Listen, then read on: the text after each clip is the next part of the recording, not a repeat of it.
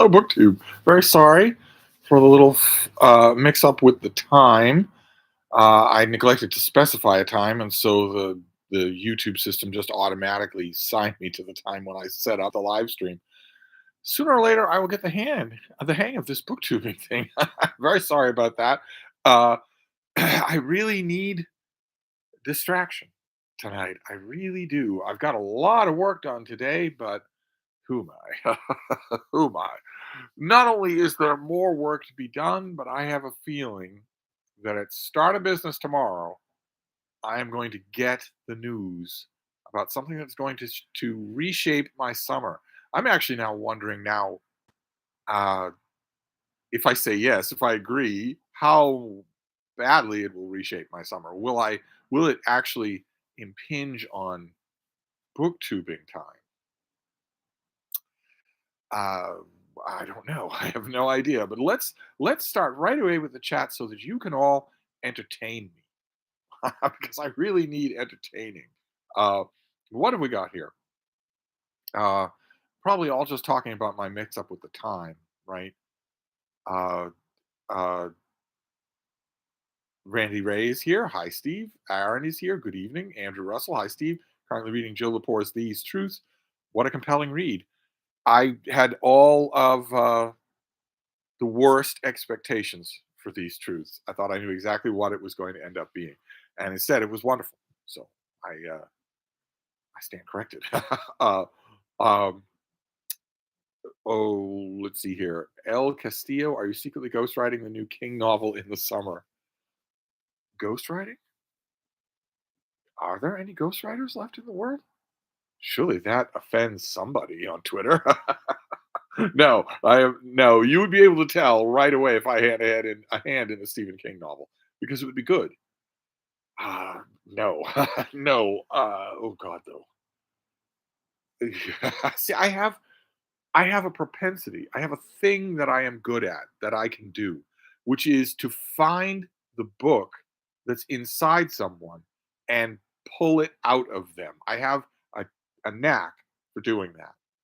And that can get you into trouble because usually one of the ways I use, one of the verbal forceps that I use to pull a book out of somebody is to assure them that I will be there, that I will help them. Usually I use the horrible phrase every step of the way. Anyway, anyway, Randy Ray, are we really going to talk about the zombie apocalypse? No, no, the zombie apocalypse is coming my way tomorrow at 9 at start of business. The zombie apocalypse is coming my way. Although we can certainly talk about the zombie apocalypse. We can certainly talk about zombie books or zombie movies. It is, after all, horror mayhem. My poor neglected horror mayhem. That reading guy says hello, Steve. Bonador says hello. Colombian Thunder is back. Currently reading J.G. Ballard's Crash. Mixed feelings. I bet I know exactly what those mixed feelings are. I bet I know exactly what they are. Despite the well, not massive, because there you could fit all the genuine readers in the world into one football stadium, but you know what I mean. There's a strong undercurrent of sci-fi aficionados and also dude bros. Those Venn diagrams definitely overlap. That have been overestimating J.G. Ballard for almost 100 years now. So I bet I know what your mixed feelings are. I bet one half of your reading brain is saying uh, the angle here, the attack angle and the concepts here are terrific. But the book doesn't seem all that good to me. I bet those are your mixed feelings, and you'd be entirely right to feel that way. That reading, I obviously. Oh wait, I don't want to miss anything here. 44 people here after 4 minutes. Uh, that reading guy, I've been staring at this Stevestream since you said, hey, I'm sorry. Sorry, I forgot. I thought I set the time. Then I started getting messages from people saying, where are you? In my own defense, I'm a tiny bit distracted because I think one gigantic 800-pound chicken is about to come home to roost. And I can't, I'm sorry to be vague about this. I'm being very influencer cryptic. You know, all those messages that you get on Twitter where some dumb influencer that no one's ever heard of will say, something big dropping soon, guys. Can't see anymore. And you never hear about it. Never hear anything more about it at all. It's just meant to engage. Uh, I'm sorry to sound like that, but nevertheless, uh, I could say no. If this thing happens at start a business tomorrow that I think is going to happen, I could say no. But I won't, though. I know I won't. But anyway, uh, that reading guy says, obviously, I have nothing better to do. What better could there be to do than hang out with me? Uh, Aaron says Dean Wesley Smith is imagining that he's ghostwriting the new King novel. Randy Ray, I hated Crash. Right. But I'd be willing to bet if you and I were ever to be in the same room just over a long conversation, I'd be willing to bet that you see what I mean. Even about Crash, which I think is the least excusable example of anything that Ballard wrote. Even about Crash, I think you can see what I mean that if you sort of do an EKG of Crash, you see something in there that is really good. And then there's just the rest of the book. It's just the rest of the book causing a complete split reaction. Oh, the Spaminator is here. We missed you yesterday. What have you been reading for horror mayhem? I read that anthology, The Literary Ghost, that I just found at the Brattle, and I there were parts of that. What a good anthology that is! Totally unpredictable, which is great. I mean, I have lots of ghost anthologies, as you know. If you've seen my library tour, all of my ghost anthologies I love so much that they're all in the little book room. And that literary ghost book, I don't know where I'm going to put it, but it's going in the little book room because it was terrific, absolutely terrific. And there's something else. What else? Uh, I just noticed it. Where did I find it? I won't be able to find it quickly. I know I won't. Uh, I believe it was on the iPad and not any e-reader. I could swear that it was on the iPad. Something I just noticed, and I just want to start it, but no, I'm never going to be able to find it. No, it doesn't look like it's on this iPad. Uh, there was somebody, one of you, sent me an ebook of a horror anthology.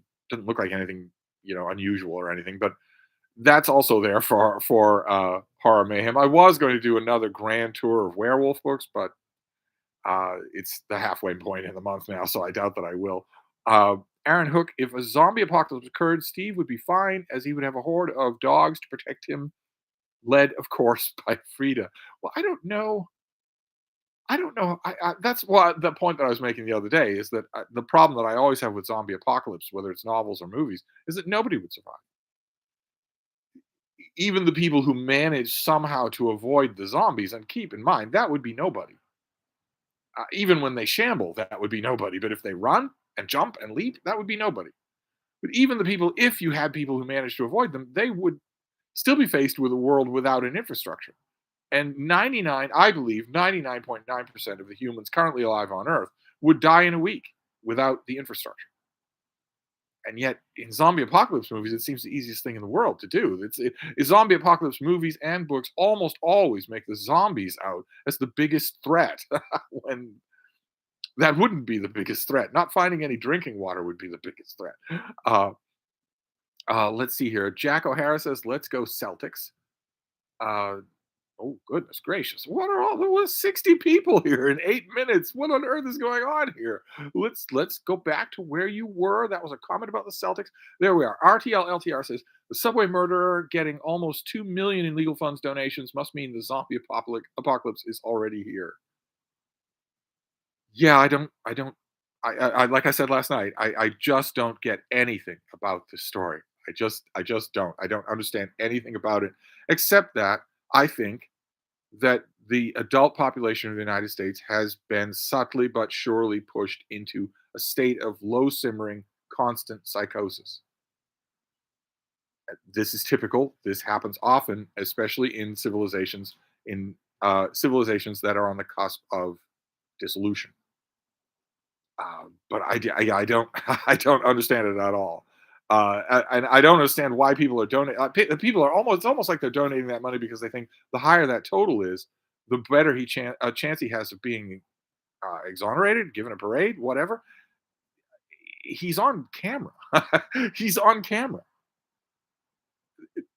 The whole thing, the whole murder is on camera. So, anyway, that reading guy, I've been reading Moby Dick, though I just started a Holmes story now. Okay, a Holmes story. Do you mean a Holmes or do you mean a Sherlock Holmes story? If it's a Sherlock Holmes story, which one? Leo Percar, I'm reading Battle Royale remastered version. My last book depository purchase. There's a lot of negative reviews. I think it's because everybody's reading the old translation. Is that horror? I think it would count as horror. Although there's no supernatural. And isn't supernatural part of horror? We wouldn't consider Psycho to be horror, would we? Or would we? I don't know.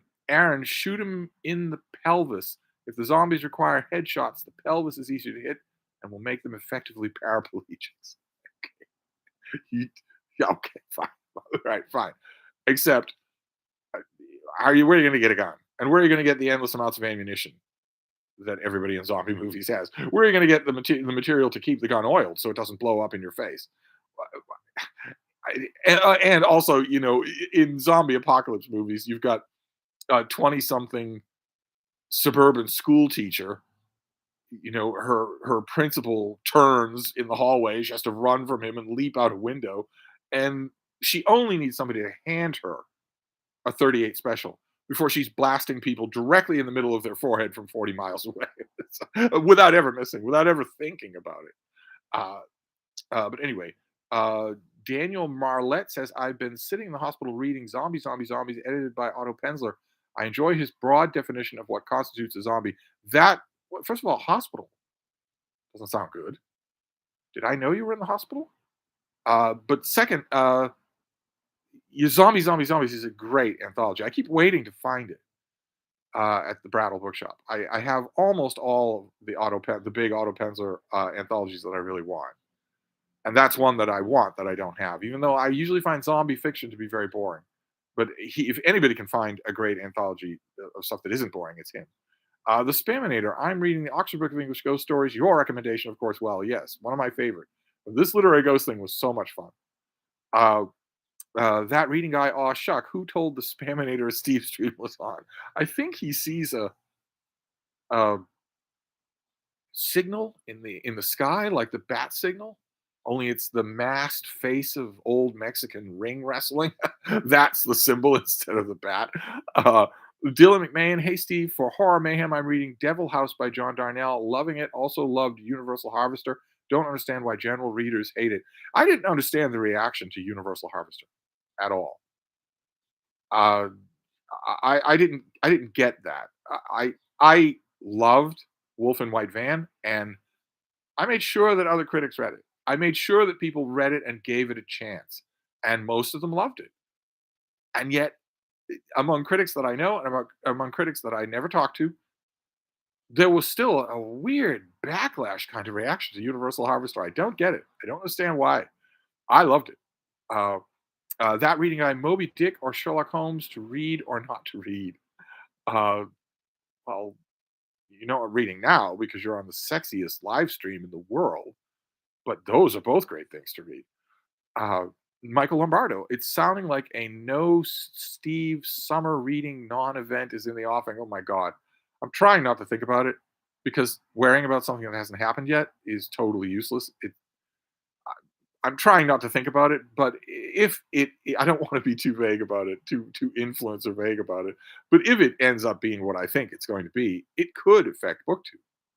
It could affect my every waking hour if I don't.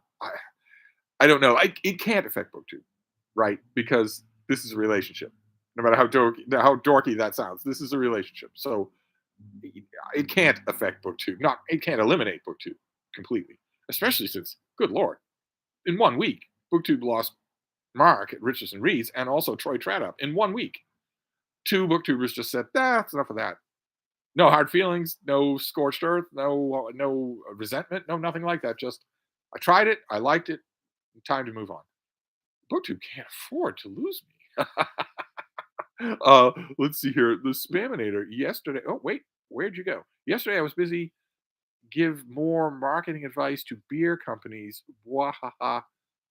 Oh, right. Yes. So you were the one behind that. You know what they're saying, though. Anheuser-Busch is saying it already, or as the alt-right neckbeards online are saying, Bush. They're already saying exactly what Gillette said.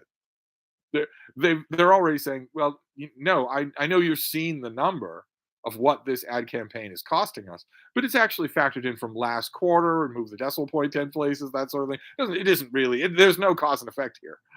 Gillette did the same thing, and I don't believe it now any more than I believe it then. Uh, let's see here. Jay Rosen. Good evening, Steve. Not zombies, but I am reading something apocalyptic. The Sixth Extinction. Elizabeth Colbert. Yes, indeed. That is as apocalyptic as it gets. If you want a book that will genuinely terrify you, definitely move to nonfiction.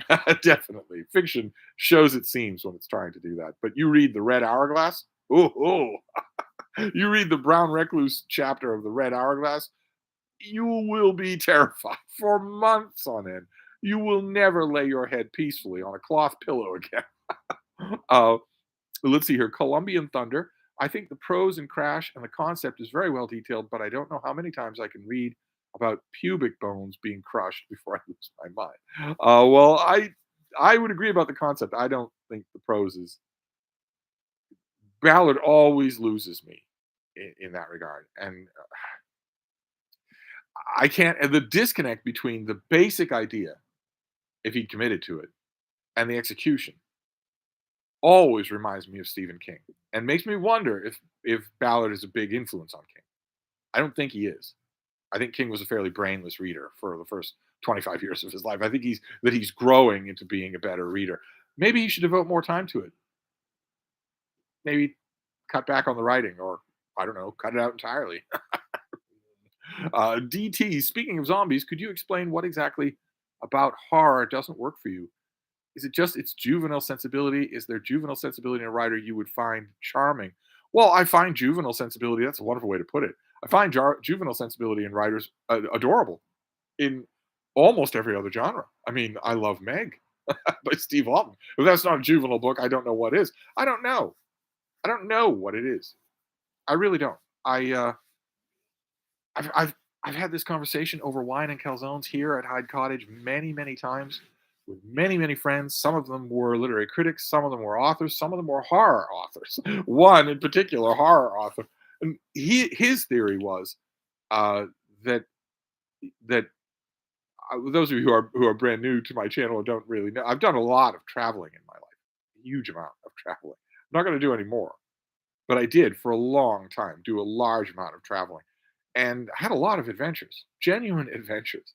And this writer friend of mine used to say, "Well, what's a horror novel going to throw at you? That once you've actually had to face down real fear, a two-headed child is not really going to do it." I don't know what the reason is. Randy Ray, I finished Shatter Day by Harlan Ellison for Horror Mayhem today, 1980 collection. Also halfway finished with The Ghouls, edited by Paul Haining. I don't know The Ghouls.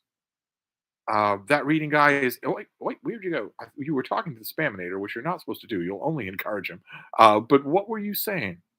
Oh God, how many people are here? 70 people in 18 minutes. Let's get back to where you were. I want. Where were you? Oh, there you go. Okay. That reading guy is taunting the Spaminator, which is a bad idea. Why can't you stick to spamming big corp marketing where you clearly belong? How do you know he doesn't have two browsers open? He could be spamming multiple people. Aaron, by the way, my friend loved your suggestion for Mother's Day movie marathon, but she through the hat picked through the hat full of options and picked the Hitchcock set. There shouldn't have been a Hitchcock set in there. It was bad to include those. Better to include a whole bunch of other things other than that. Andrew Russell, Steve, have you seen the Michael J. Fox documentary still, or indeed has anyone seen it? Thinking of checking it out. I have not seen it. No. Colombian Thunder, I think Return of the Living Dead does a good job at making the zombies a genuine, real threat. Uh, well, I have eyes only for Zack Snyder when it comes to zombie movies. That's just basically it, and that is so perfect. That movie is so perfect that I don't really think about any others. Uh, uh, let's see here. Ryan, Fall of Rome. You can say it. What are we talking about? What does Fall of Rome mean? Blue Laser Ryan, I don't really read horror, seen some horror movies though. The Spaminator, don't start with me, that reading guy. I'm not drunk enough yet. Give me about 10 minutes. You dared to start a Stevestream without being soused? Randy Ray, Psycho is widely considered horror. Okay, well, okay, I guess it is. I guess it is. So horror doesn't need a supernatural element. I mean, how many examples do you know that that are like that? I mean, don't we want horror to have a supernatural element? Because if it doesn't, aren't we making bogeymen out of mental disease? I mean, Psycho would be one example, but also a great old movie, a great old book from before most of your time. Randy Ray probably knows the book The Bad Seed, which now you could read it clinically. Now you could read it with the DRM right there at your side. There wouldn't be anything weird about it. You would need something else to be involved. You would need something supernatural. Otherwise, sure, the little girl is bad seed, but we know why. We know, and the author didn't know at the time. Don't we want something otherworldly to be involved? Blue Laser Iron, Shaun of the Dead. Yeah, don't get me started on Shaun of the Dead. Okay. That reading guy. I'm reading The Adventure of the Greek Interpreter and about to meet Mycroft Holmes. No spoilers, please.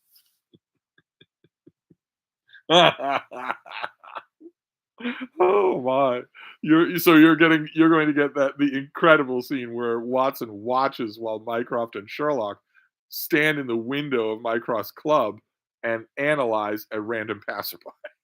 And Mycroft is better at it than Sherlock is. It's such a such an incredible uh so just an incredible I where Holmes tells Watson, I once told you that my brother worked for the government, but I didn't know you as well then. In actuality, he is the government. Dylan McMahon, scariest book I've ever read is not horror, it's Life After Warming. Legitimately terrified me, and I felt nervous for several days after that. Yeah, it's like I said, if you want to be really terrified, go to nonfiction. Absolutely. Michael Lombardo, speaking of infrastructure shutting down, lots of folks would be in jeopardy without access to their drugs from the pharmacy.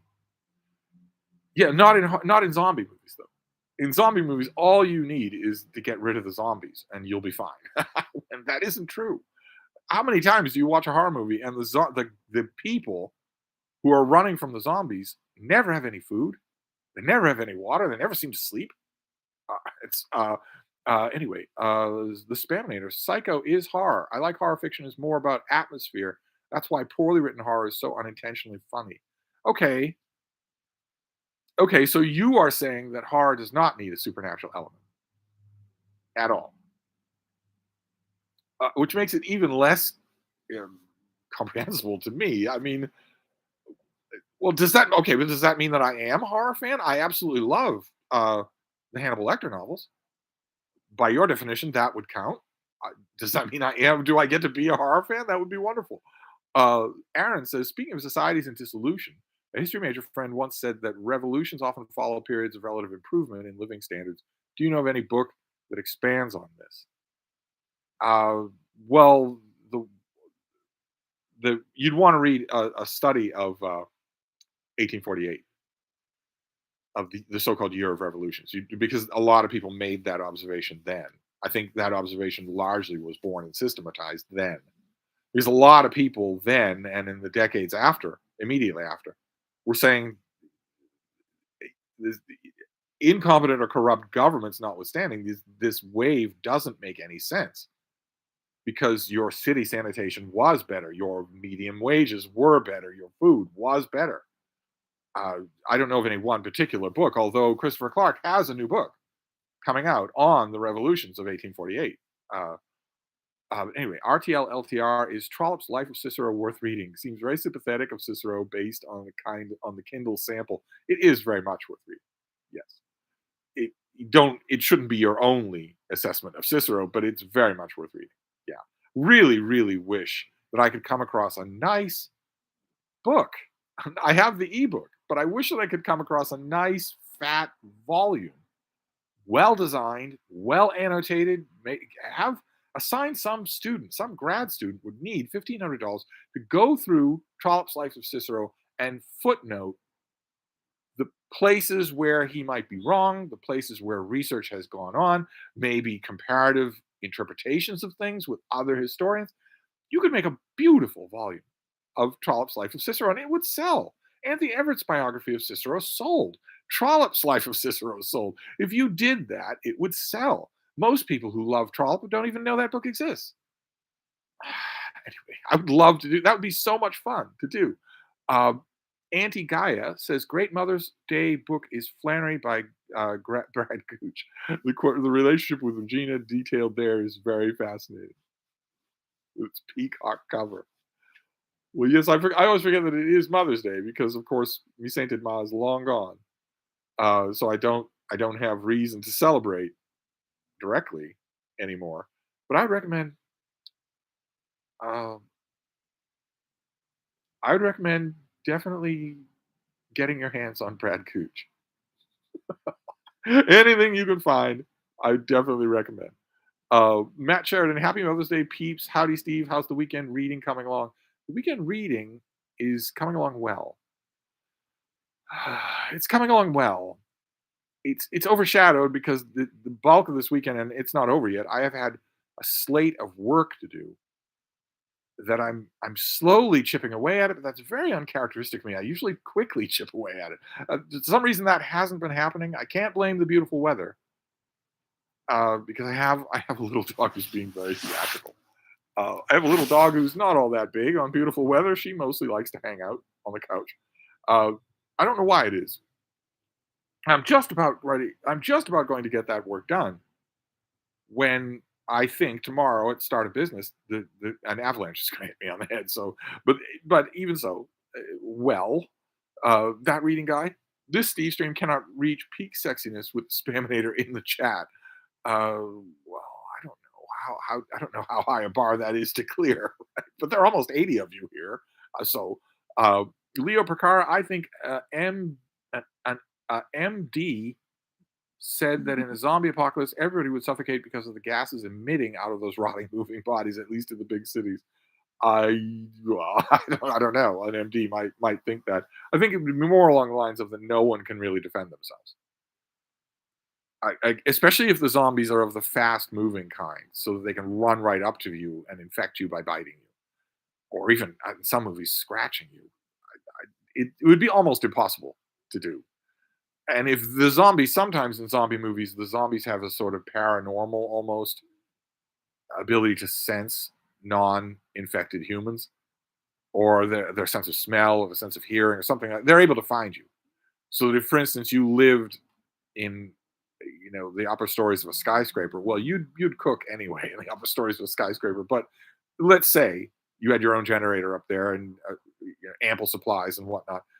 If the zombies can find you, if they know you're up there, then they're going to swarm up the staircases until they just overrun you, or their weight brings down the building. But if you if you didn't have that, if the zombies couldn't tell where you are, they always manage to find you. the baby's the baby's being very melodramatic. I don't know why. It's just it's not nighttime yet. At nighttime, she just turns off like a toy, but it's not yet. So, but anyway, here we don't want the comments to go out of control. Andrew Russell, I never knew Mark of Richard Reed was away. That's a real shame. Yep, Mark is done. Yep. Yeah, I decided that 5 years was long enough, so he's off BookTube and he's off Instagram. Um, and of course, Jason Harrigan left a long time ago. Todd Oval had that brain operation, has never been back. Not really. That's and Troy Tredup, who was not only a rarity for BookTube, an author, but a really good author, and he also no hard will on any of these. It's just I tried it, I liked it. Now it's time to stop. I don't know. Should I leave BookTube? Don't answer that. The Spaminator. I'm taking a hiatus from wrestling. My 30-year-old joints are starting to feel like an 80-year-old joints.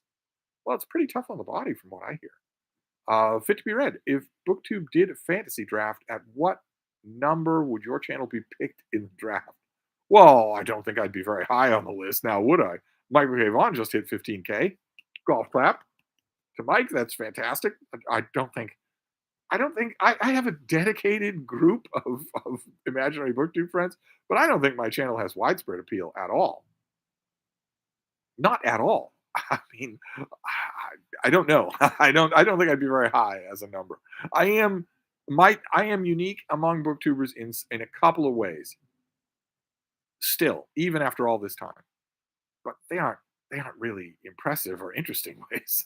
uh, let's see here. Hello, Bayhorn says, "Hello, Steve. When would you recommend to wait before DNFing a book?" Well, I always say, don't slog through a book. Don't do it. If you notice that you are slogging through a book, then don't do it. Drop it.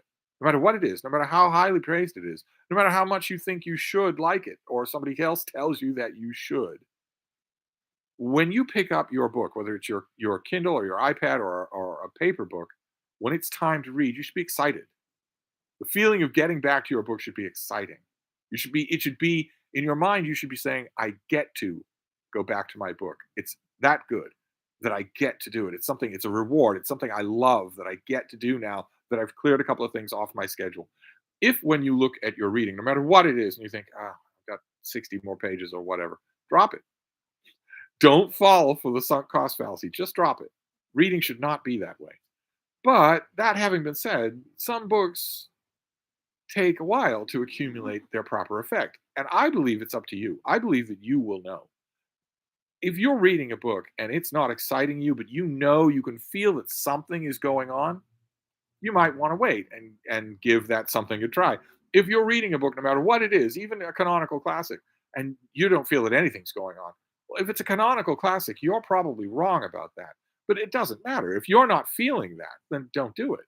And don't do it. There'll be time later on. You can try it again. So that would be my advice. It's a little bit on the vague side. I certainly can't give you, a random page number.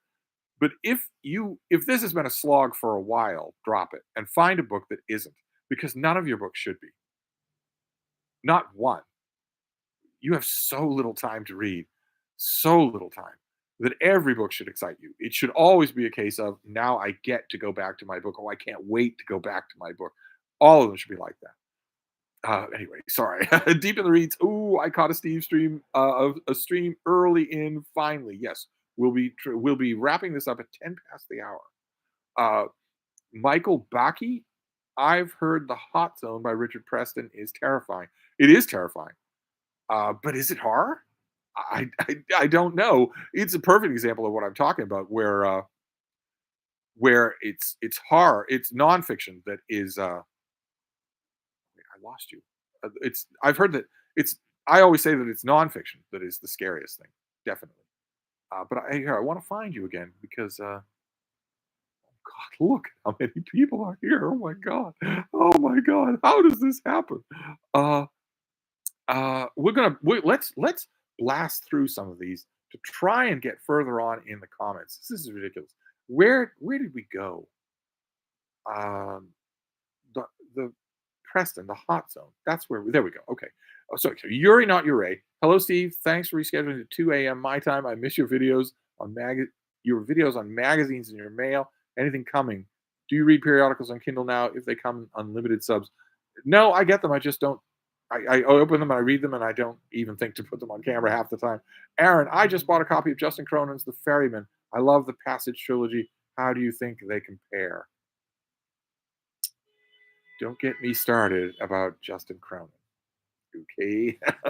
If you liked the Passage trilogy, fine. If you liked it, that's the important thing. But don't get me started about Justin Cronin. The Spaminator, the most effective horror novel I've read is The Haunting of Hill House, and then some sort of cartoon. Matt Sheridan, speaking of zombies, I think the 2004 remake Dawn of the Dead is the best thing Hack Snyder has ever directed. It's incredible. It may be a perfect movie. Daniel Marlett, I just had surgery on my pancreas. I've been laid up since Thursday. My days have been nothing but reading and booktube.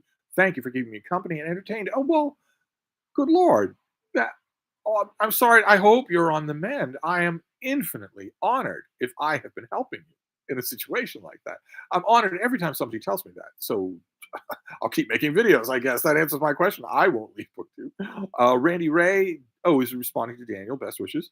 That reading guy, speaking of all your adventures, you are obligated to write them all down in a three-part autobio series with 1,000 page long. Yes, well, Odd Dog would be there'd be a lot of, if I did my 1,500 page memoir, there'd be a lot of travel stories in there. Most Some of them are, there are a lot that make good stories. I admit that. I mean, if you were to look at the broad breadth of my travel stories, my travel experiences, uh, 80% of them would be me sprawled on grass or holed up in underneath an old tree trunk or in a hotel or in an apartment or on a bench or something like that reading, surrounded by sleeping dogs. That would be 80% of it if you look at just time, but the rest of it was punctuated with things that would make good stories. Matt Sheridan, best zombie movie ever is Shaun of the Dead. We just mentioned Zack Snyder just a second ago. Uh, DT, do you dislike horror because it is gimmicky and manipulative?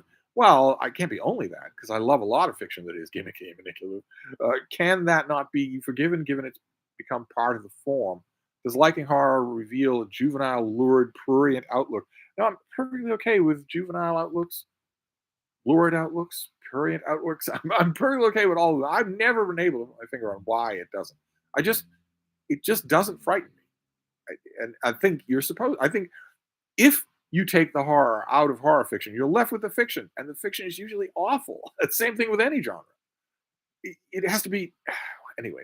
Andrew Russell, Repulsion was a great horror movie, but was entirely psychological in nature. Do I know Repulsion? It's a typical boring Hollywood name. I probably need to know who's in it. That reading guy. Let's not talk about the kind of browsers a spammer might have open right now. Ryan, an American Psycho, horror or satire? Exactly. Are we saying we're obviously not? uh, I mean, wiser heads than me are saying that you don't need a supernatural element. American Satire, Psycho probably would count. Fit to be read. I don't think a book could ever scare me. Exactly. You either have that or you don't. It's no superiority. It's no condescending to the people that are scared by books. But I think you either have it or you don't. And I don't. I just don't. Uh, Randy Ray, The Bad Seed. Yes, great one. Okay. The Spaminator, Ryan, both. Okay, Connor. I always thought of Hitchcock as suspense, not horror, although I guess there is a debate about the difference between the two. I would characterize a lot of the things that we have been talking about here as suspense. The Bad Seed, Hannibal, American Psycho. In my mind, horror needs the supernatural. Uh, Matt Sheridan, horror doesn't have to have the supernatural element. Come and see has no supernatural elements, but is an effective horror film. Okay. Randy Ray, Psycho and The Birds are the only horror movies, the Hitchcock movies, that qualify as horror. Matt Sheridan, I still don't get the appeal of The Walking Dead. Uh, Me neither, except for a couple of scenes. A couple of scenes in the whole of the show. Uh, Anti Gaia, what's your impression of Thomas Ligotti as a horror writer? Oh my God. I know he has rabid fans. Michael K. Vaughan is a great fan of his. I don't get it at all. I don't. I tried him. I hungered down and tried seriously with him when he got into the Penguin Classics, and just right past me. I didn't get it at all. Trish Bogle, Texas Chainsaw Massacre is definitely horror, but not supernatural. Okay, but okay, okay, but Leatherface is supernatural. He takes more damage, more punishment than a human could.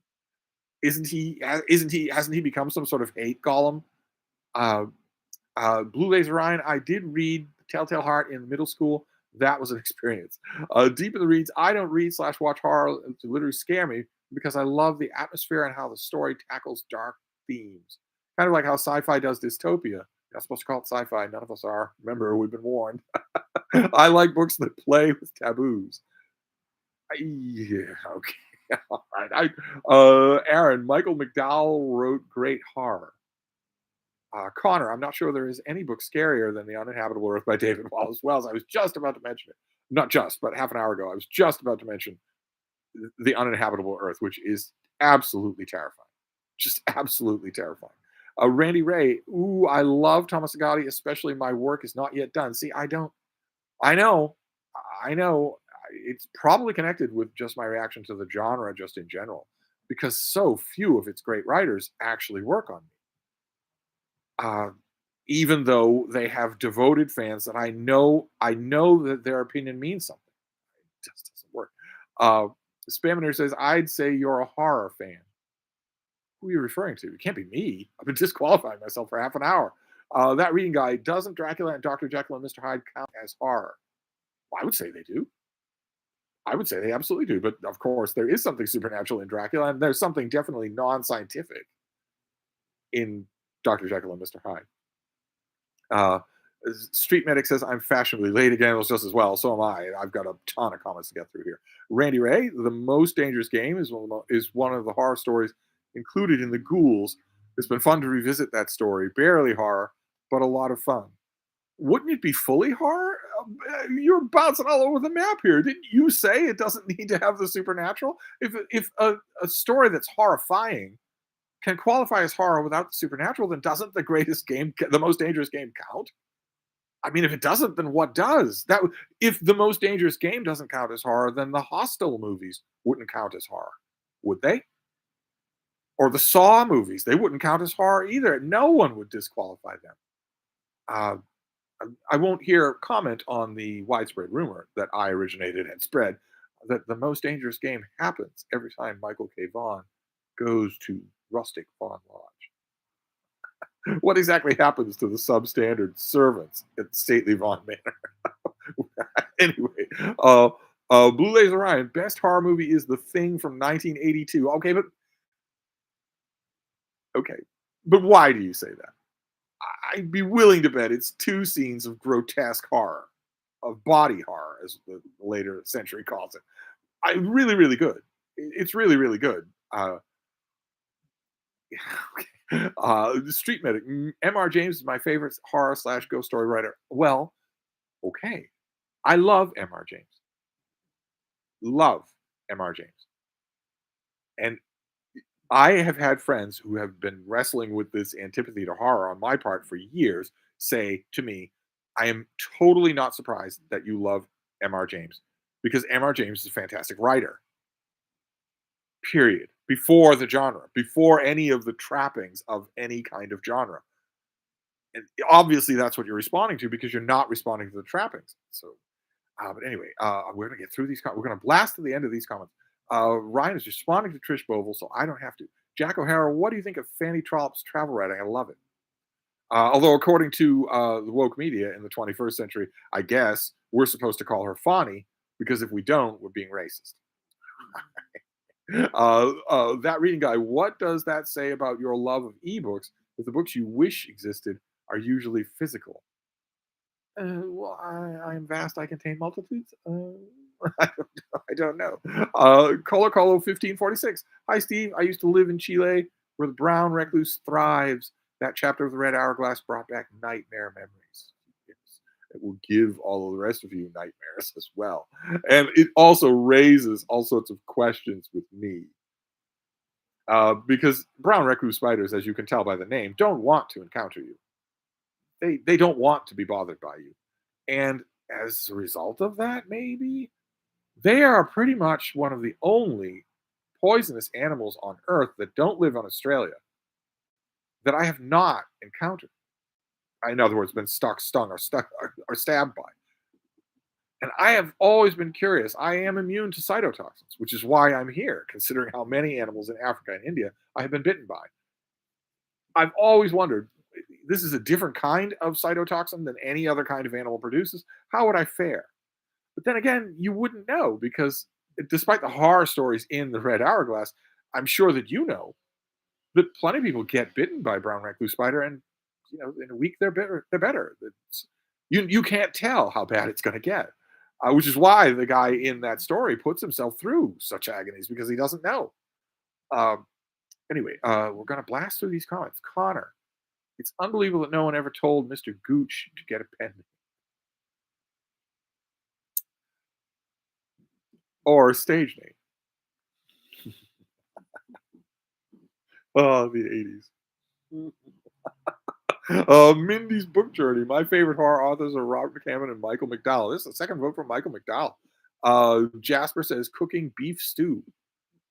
DT, what makes you like Weird Tale style of horror writing when horror doesn't do much for you in general? It's so stylish. it's so wonderfully orotund and purple that I love it regardless. But a lot of horror authors that I've read, uh, they they seem to jettison things like literary style or fun voice or intricate storytelling or world building because they're counting on the literary version of a jump scare, and that doesn't work on me. Randy Ray, the Robert McCammon is a real treat. He is indeed. Kieran Reader, hello. Andrew Russell, World War Z is really effective as a zombie novel, mainly due to the surprising extent of its realism. Yes, yes. Brooks decided, I'm going to make this real. What would this be if this were real? Um, uh, User with no name says, "Hey Steve, barcode here. Could you recommend any fiction or nonfiction books which involve significant amounts of bike packing and long distance hiking? Maybe that falls under eco horror." Not off the top of my head, not when I'm burning through comments, but I'm sure that I could come up with something. I know I've read things like that. Street Medic, I see enough gore at work, so uh, I'm not into slasher horror, so I gravitate towards the gothic because it's usually more cerebral. Mindy's Book Journey, I am reading some zombie short stories and poems for Horror Mayhem and Zombiethon and watching some movies too. Dawn of the Dead remake, One Cut of the Dead, uh, hashtag Alive, and Night of the Living Dead. Ryan, off topic. Do you really not sleep at all? What type of schedule? No, I do sleep. I just sleep very, very little. Very, very little. In an average 24-hour period, about 90 minutes, maybe a little bit more than that. And I can postpone that for long periods of time. So it's very, very rare. It has been under my patient number and pseudonym. It has been extensively studied. There are only a handful of people. When you hear uh, sleep experts say that that is a myth, what they mean is it's statistically impossible. It's statistically non-existent, and that's true. There are so few people that it is statistically non-existent, but it does still exist. My type of schedule is usually very late. I will At midnight. I turn into a pumpkin. I start reading. I stop everything else and I start reading without any interruption. When the world is all quiet. Right now, I'm very lucky because my dog is 6 years old, perfect health, so she doesn't need to go out every 2 hours all night long. So I read until it's time to go to sleep, much like the rest of you. Only whereas the rest of you are going to bed at 9:15 and reading until it's time to go to bed at 9:30, I go into the bed and in the little book room at midnight and read until dawn or just before dawn, something like that. That incredibly quiet hour right before light first starts to filter into the sky. Um, Deep in the Reeds, just throwing this out there, a Haitian folk band from the 70s did a great song about their culture's traditional zombie myth called Mama Loy, Papa Loy. Creepy yet catchy. The band is called Exuma. DT, do you think Tolkien read Lovecraft or Robert E. Howard both write their secondary worlds before he did? I do believe that he did. When I was doing my read through, chapter by chapter read along of The Two Towers and Lord of the Rings, or Return of the King, I was encountering many things that I thought were very conscious echoes of the pulps. That reminds me, I need to get to turn that around and start doing chapter by chapter through Fellowship. I said I would do that, and I haven't come around to it yet. That reading guy, Steve, is a meta influencer. You have a dedicated audience despite you telling them not to subscribe and not to like the video. Well, I never tell anybody not to like a video. And I try not to tell anybody don't subscribe, except as an obvious joke, because I don't want newcomers to feel unwelcome. But I mean, telling you not to like a video would be a call to action. It would be the same thing as telling you to like it. But can you imagine if I acted like a normal booktuber? Can you imagine how horrible that would be? How jarring it would be? If I started every video talking in that weird atonal way that they have, like they've said the script 80 times and they're just trying to get through it. Can you imagine talking like some sort of award show host? Filling the first 5 minutes of the video with, hey guys, great to see you. Got a really exciting video lined up for you. Before I do, make sure to hit that bell for notifications. You might want to check that you're definitely subscribed because I've heard from YouTube that a lot of people think they're subscribed, but they're not. Resubscribe, Hit that bell for notifications so you never miss a video. I post every Monday, Wednesday, and Friday. When it's not an emphasis, you just say you're saying Friday that way because you got to the end of the script on the teleprompter. But there isn't any teleprompter. You aren't in Century City. You are not 170 years old. Maury's not in the sound booth. You're just a person in front of your laptop. You should be talking like a person, but are you? No, no, you aren't. Because you're looking forward to the day when you can be a fake sellout. Just don't get it. I don't get why people would want to be that. And more and more of the first 5 minutes. And I got there's 20% off sale going in the merch store. Code Steve for your 20% off. A lot of that stuff's going. It's never going to be back again. Of course, it is going to be back again in a half a month, but you're lying because the YouTube merch store people told you to lie. Told you to tell that lie. A classic lie of sales is tell the audience that it's a limited supply, limited time only. It's a lie, but you're told to say it and you do.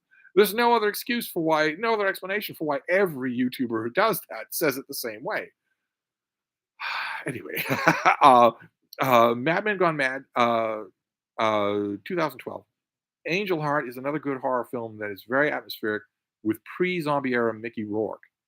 Fit to be read. Do you think Barcode diminishes their name handle at all because they had to explain it?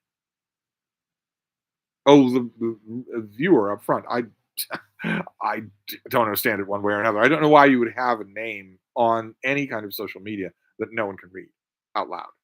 It's just gibberish. I don't know why you would do that.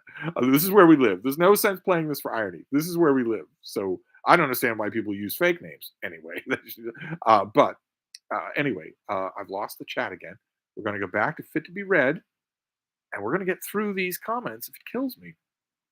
Oh my God, maybe we're not. 85 people. All right.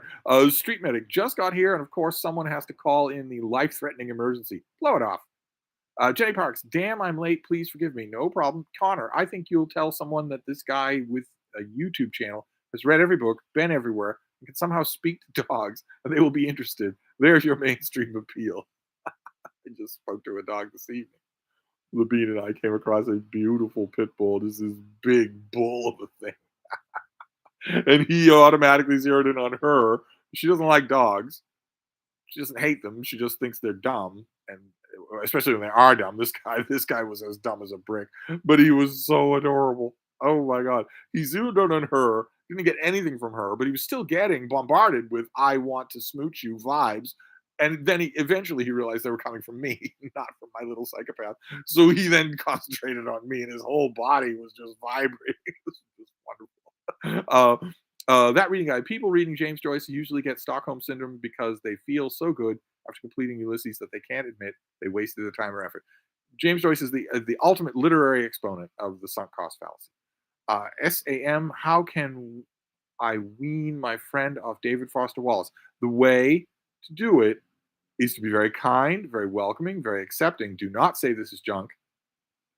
Nobody responds well to that. You wouldn't respond well to that. The key to wean anybody off David Foster Wallace or any other crap, dude bro crap, is to slowly supply them with slightly better stuff along the exact same lines of what they're reading. Slowly supply them with better examples of David Foster Wallace's shtick than David Foster Wallace himself is doing. Gradually, you will get them to the point where they will say, "Yeah, I don't read David Foster Wallace anymore. Well, I liked him years ago, but I'm on to other writers that are now," and that will work. It'll take more time, but it'll work. Andrew Russell, don't you think there's a paradoxical value in reading something that is poor in order that you can appreciate the riches in a book that is better written? Uh, well, that paradoxical value certainly applies to me, but it doesn't apply to you. You're unconscious for 9 straight hours out of every 24. You read at a crawl, at most 50 pages an hour.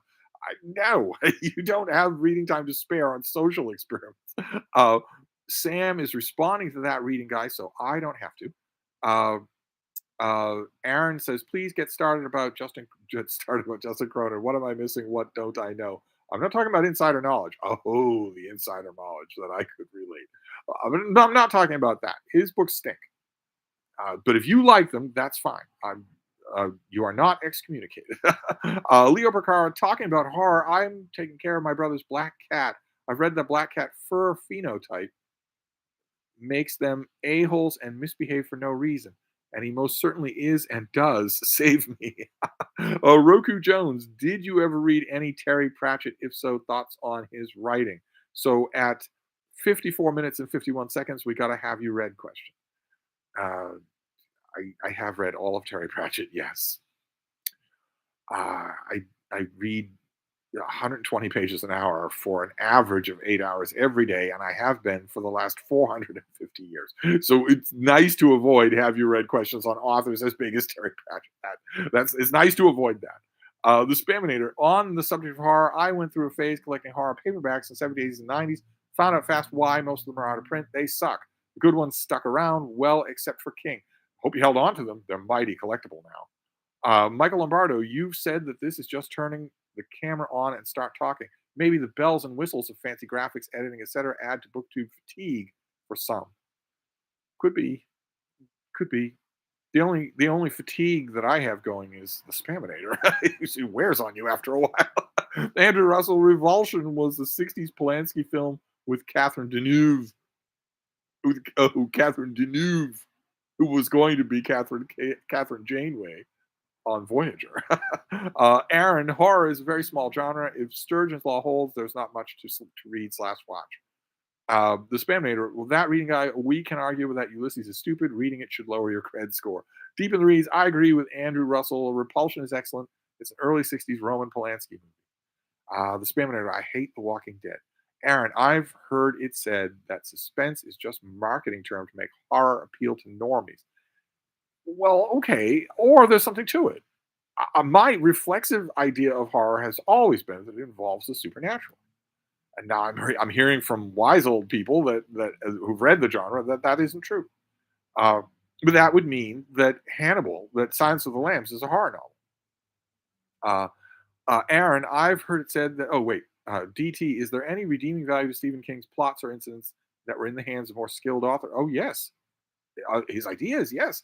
He has an unfailing instinct for that sort of almost unfailing instinct for that sort of thing. But then he writes them, which is that's your problem right there.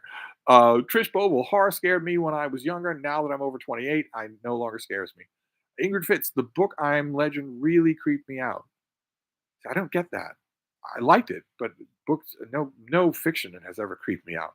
The Spaminator, I dig Thomas Scotti. He's successful at horror fiction because he's great at that atmosphere thing I keep bringing up.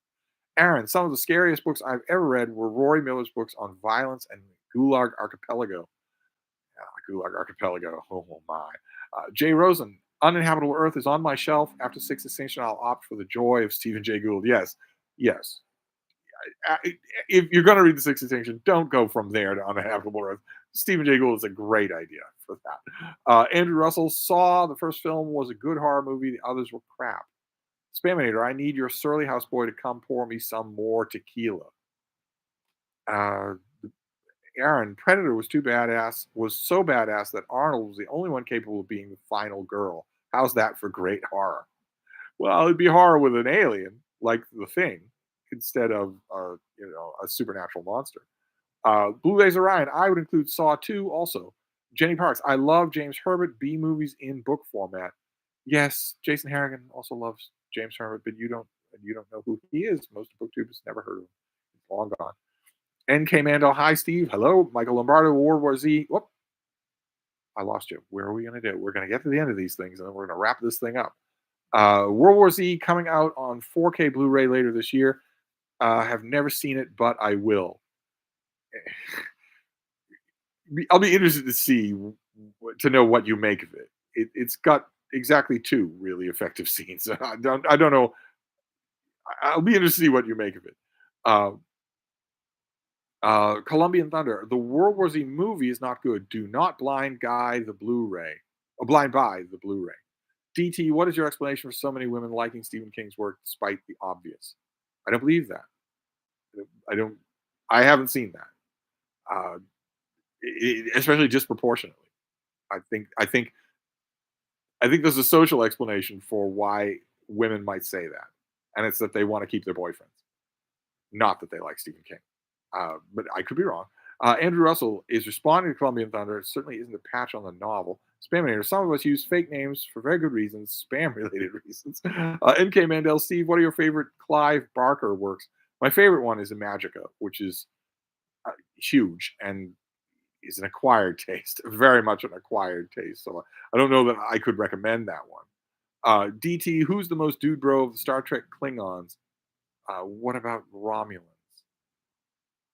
None of them. They're all the genuine item. The Spaminator, yes, James Herbert is mega fun. Michael Lombardo, is your if your summer YouTube schedule for videos is limited, probably the best possible time. Warm weather equals less screen time for some. We'll see. I don't want my time to be limited. I mean, what would happen if I had to make one video a day? That's still preposterous. Only a tiny handful of booktubers make one video a day. We're not even to talk about the abomination of me acclimating hundreds of people to getting 5 videos every day. What if I were to make one video a day? Would that even be possible? Anyway, that reading guy. No wonder you were dedicated to your mother as you came out of the womb with superpowers. Even Batman has to drool on his pillow for 8 hours a day as well. Me saying to my family, they realized pretty early on that you could just leave me with the dogs. It wasn't possible for you to watch me all those hours. So just leave me with the dogs. The dogs will take care of me. Nothing will happen, and then you can get some shut eye. Uh, Aaron, I enjoyed your critique of Hitchens. Which one? Oh my God! I wonder how many of them can be found online. All of the times we cross swords. I wonder how many of that is findable online. All that is from like 15 years ago. What would you do the same for Cronin? Don't get me started about Justin Cronin. Oh my God.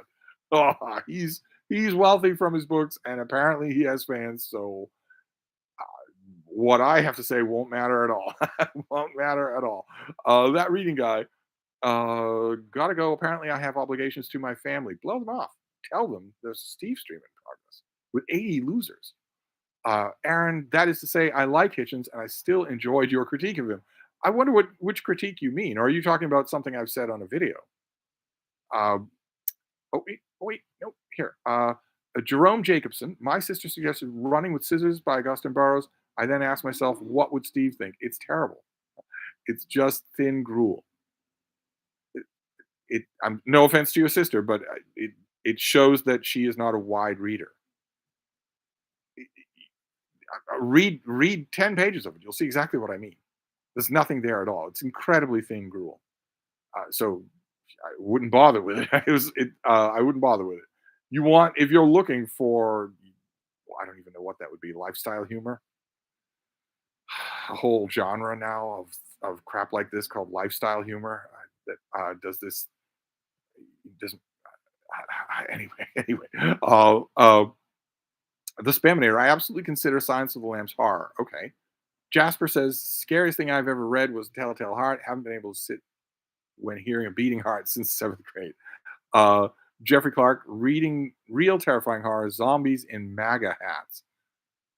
Yeah, I, I get the point you're making. It's always been true for me. So I just stuff with creepy twins or clowns in the cornfield just never did it for me. The Spaminator, I consistently see more female King readers or buyers, at least, not me. Matt Sheridan, are you a fan of Wesley Crusher? No, no, I'm not.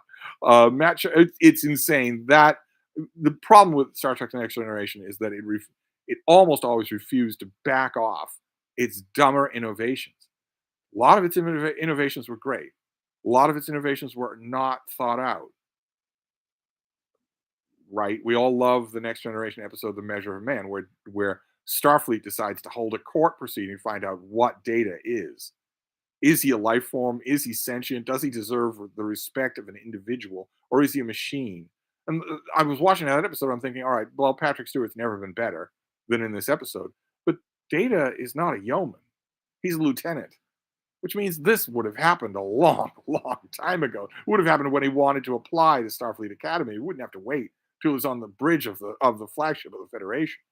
And one of the dumb original ideas that Next Generation had and never backed off on is that the flagship of the Federation's Starship line would have families on board. That obviously wouldn't be true. It was a I understand it was a reaction against Reagan era, militarization of everything that was moving, but it doesn't matter. Starfleet vessels are partially military. You wouldn't have families on them. But anyway, anyway, uh, Matt Sheridan, I concur. I really enjoyed your read along for Hitchens' God is Not Great. Oh, okay. Deep in the Read, speaking of Stephen King, I was in a group that often did SK read alongs. A lot of the women started dropping out of them because they couldn't take the misogyny, and they had started off as fans. Jenny Parks, wait, oh, I lost you. Come back. Where are you? Where are you? Oh my God. Oh my God. Look at all these people. There's 77 people here. Where are you? Jenny Parks is what we want here. Where did you go? I don't know why the chat does this. Why doesn't it stay where I want it to be? Uh, no. Oh my God.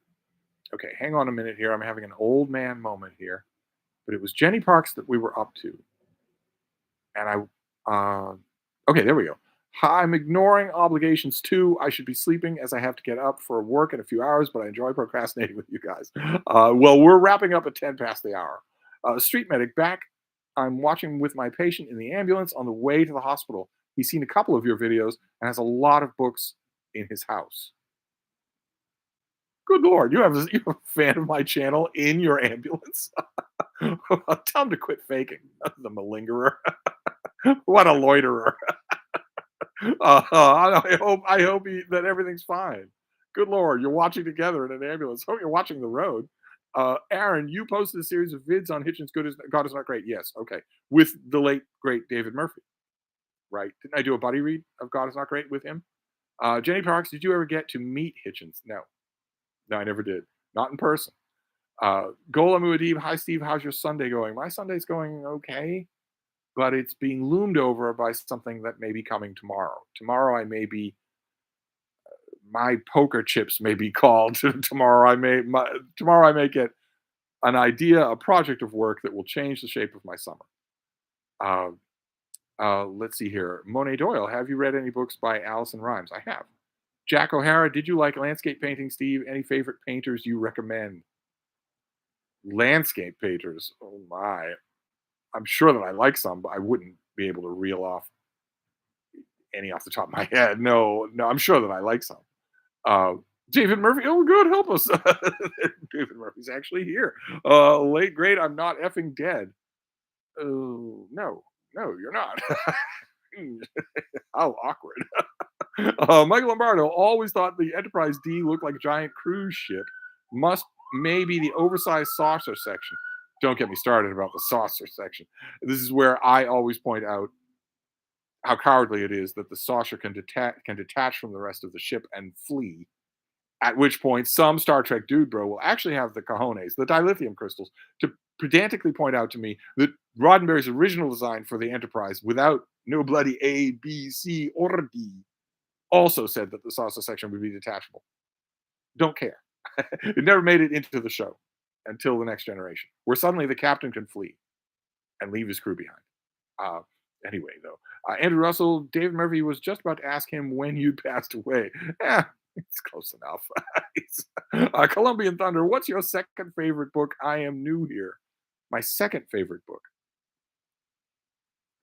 So you're new here, but you've been here old enough to know what my first favorite book is? You're saying after Ovid's Metamorphoses, what is my second favorite book? That would be The Praise of Folly by Erasmus. Street medic, he's fine, by the way. I am a paramedic, so I'm in the back. I'm in the back. My EMT partner drives, but you made my patient laugh. Well, good. It's as long as your patient is not going to transform into a zombie. You should check for arm bite marks that he is oddly trying to disguise. If you say to him, "Got any odd bite marks?" and he says, "No, what do you mean?" I would check, because that's bad news. Let's see here. Blue Laser Ryan, Zombie David Murphy's here. Everyone run. Yes, only he won't shamble up to you and try to eat your brain. He'll shamble up to you and try to get you to read The Road to Serfdom. DT, is melodrama a good word in fiction writing? Does it have any relation to good fiction writing? What's the melodrama role in making a novel feel full and complete? I'm supposed to answer this in a Q&A. I'm supposed to answer this in a chat when I'm flying through the comments and we're ending at 10 past the hour. That's a huge subject. I I don't have any quick answers for Jay Rosen. When will we get another tour of your reading spaces? Also, find the day at my used bookstore. No other book. You found no other book by Randall Jarrow. Good for you. Good for you. And I do. I need to do another tour of the reading space in the little book room.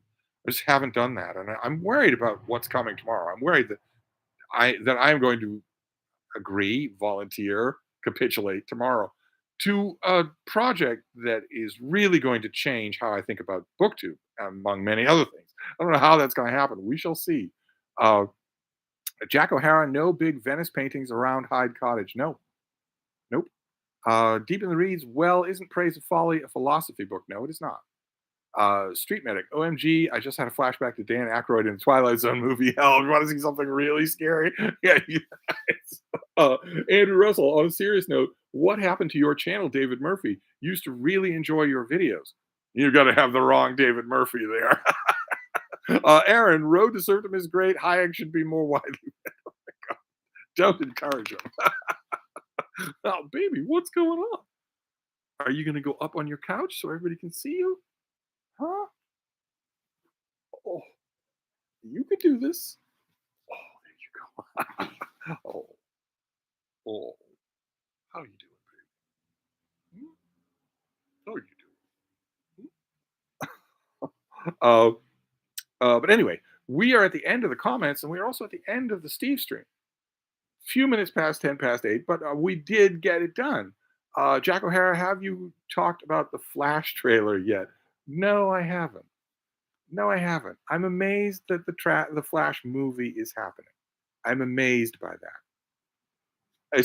I realized that a lot of money went into it. I realized that it would have cost a lot of money to fix it. But you cannot build a franchise on Ezra Miller. You can't do it. He's deeply mentally unstable. And his instability is triggered by the pressures of being a star, which means making him a bigger star is only going to make it worse. You can't build a franchise on Ezra Miller. And I realize it would cost money to reshoot the movie, but you have the perfect reason, the perfect out to do so. It's a movie about multiple flashes. You're the perfect multiverse out to have someone else play the Flash, someone who is not deeply mentally disturbed. I just for his own welfare. But anyway, Jay Rosen, I'm sorry about the dread of tomorrow. Well, I'll get over it. Once I start reading, I'll get over it. Jenny Parks, do you have a favorite horror creature? Personally, I love werewolves and actual evil vampires like in The Strain. Well, for me, it would be werewolves for fairly obvious reasons. Randy Ray, this was great. Thanks, Steve. Oh, well, I appreciate that. NK Mandel, thanks for the stream. Jack O'Hara, did I see Supper Girl? Uh, I don't know what you've seen. I have no idea. How would I know? I don't know what that is. Aaron says, "Don't bother talking about Ezra Miller. Let's ignore him." But you can't. How are you supposed to do that? If Paramount is willing to put him as the face of a multi-million-dollar franchise, then they are making it impossible to ignore him. When the best thing for him would be if he was no longer a superstar. Whether he knows that or not, Paragon should know that, or Paramount should know that, and they don't. I, I just I don't get it at all. I don't get it at all. Put someone else in that role. It would be easy to do. Anyway, Kevin L says, "Have you ever done a Russian Revolution starter kit?" I have not. Hi, baby. Well, how you doing? We're doing a Steve Street with all of your fans. Yeah. You're so pretty. Uh, baby, what are you doing? Come down. Uh, uh, wait here. We were going to wrap this up, but the Spaminator. My local bookstore is going out of business and selling books crazy cheap. You should email the scattershot list of great books to look for. I have no idea what to buy while I can. I have no idea how to do that. Michael Lombardo, I hear Ezra Miller is crazy good in The Flash. Okay, that's a pun, obviously, but it's not worth it. Be the greatest performance in the world. It's still not worth it. He's not stable, and fame unstabilizes him. So making him the face of your extended universe franchise is the worst possible thing you can do. And keep in mind, I'm saying that it would be good for him for this not to happen. But keep in mind, most of the crimes that he committed in 2022 had victims. They weren't just him. So it stands to reason that in summer of 2023 there will be another crime spree, and that there will also be victims. I mean, what is Warner Brothers or Paramount, whoever it is, what are they waiting for? Are they waiting for him to kill somebody? Is it that important that you can't reshoot scenes in a movie? Anyway, Jenny Parks, I guess I'll have to get some sleep after all. But thanks for the distraction. Well, we all have to wrap this up. We all do, not just you. Ure, not Ure. Yes, Russian Revolution starter kit, please, and further reading. Deep in the reads. I love that you were just congratulating yourself on getting the end of the comments, and then someone brought up the trash. I know. It's so ridiculous. Blue Laser Ryan, Burlingame abridged work on Lincoln is coming out this year. Aaron, the best revenge against narcissists is to ignore them. Re Ezra. Yeah, I agree. I agree. If if uh if he could be controlled, if he was on medication and someone could make him take that medication, well, then I think he has a tremendous amount of acting ability. But what good is that acting ability? Anyway, uh, Jack O'Hara, Superwoman. Oh, is that what Superwoman was? Okay. Columbia Thunder, Ezra's performance in the trailer isn't very convincing to me anyway. I don't know why they're keeping him. I don't either. The neck-bearded fascists on YouTube all say it's because he has compromising information on all. Because the rumor in Hollywood is that there hasn't been a single dangling piece of anatomy that he hasn't been willing to suck or fondle or in some way manipulate or knead or shape in order to get up in his career. I have never believed that gossip, because when he gets in front of a camera and he is himself and he is centered and he is controlled, he's incredibly talented. I think that's enough. But uh, in this case, no. And there are plenty of actors. You've got two of them in the Flash movie playing the Flash. There are plenty of actors who could do this, and it's a multiverse movie anyway. So just get rid of him. Sorry to say to him, he's independently wealthy, so it's not like you're consigning him to scrounging chicken McNuggets out of the gutter. But this is not healthy for him. Uh, Jack O'Hara, not like you, Steve. Fame stables you. I don't have any fame. Matt Sheridan, time to wrap up. Good night. I agree. Spam and air. I'm out. I have a consulting call with the cores. Don't give them any ideas. Okay. Cola 1546. Have missed your comments on Picard. Have you not commented on it yet? I haven't. Ooh, I haven't. I want to. I should. Michael Lombardo, are we wrapping? This is a wrap. Yes, it is. We are at the end of these comments. A little bit late, but I am so grateful to 70 or 80 of you showing up here to help me distract myself from the world. This is so much fun. I may even do it again tomorrow, which is just, this is so nice of all of you to do this. Honestly, it is. I mean, not that I'm not slighting the people who are watching this later as a video, but having 80 people here in the chat to just chat on anything under the sun, that is so much fun. But anyway, we are going to wrap this up now. I have to go, but I'm so grateful to all of you. I will be back as soon as I can, and I will see you then. Thank you, BookTube.